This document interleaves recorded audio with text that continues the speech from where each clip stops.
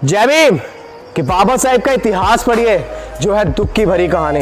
जिस तालाब में पशु पानी पीते थे तुम्हें नहीं मिलता था पानी, और इस व्यवस्था को बदलने के लिए बाबा साहेब ने पानी से ब्रेड तक भिगोकर खाए।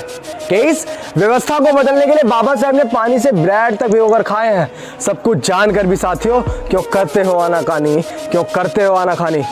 26 नवंबर 1949 की शाम को बाबा साहेब आराम से सोफे पे बैठे हुए थे। कभी हंस रहे थे और एक पल में रो रहे थे।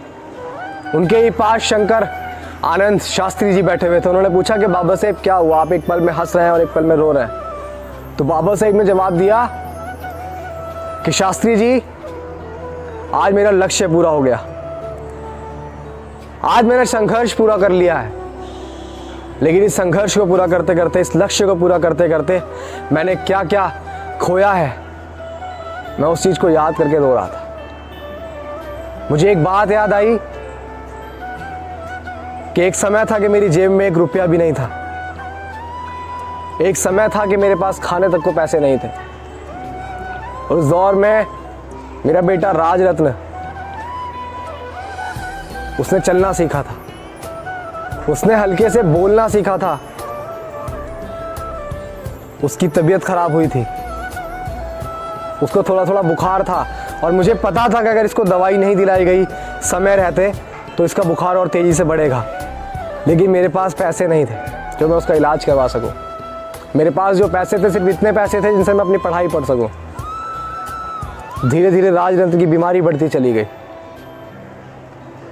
मेरे पास उसको सीने से लगा के रोने के अलावा कुछ भी नहीं था।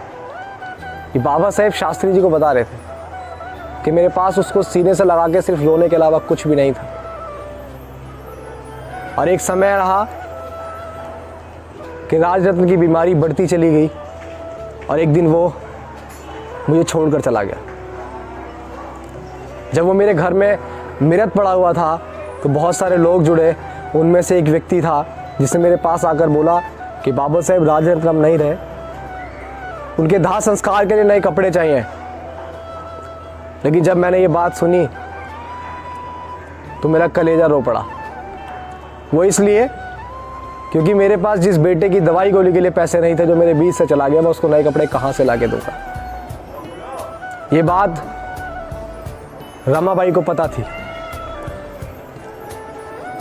उसने मेरे पास होले से आकर अपनी साड़ी का पल्लू फाड़कर राजरत्न को उड़ाया और उसका दाह संस्कार किया।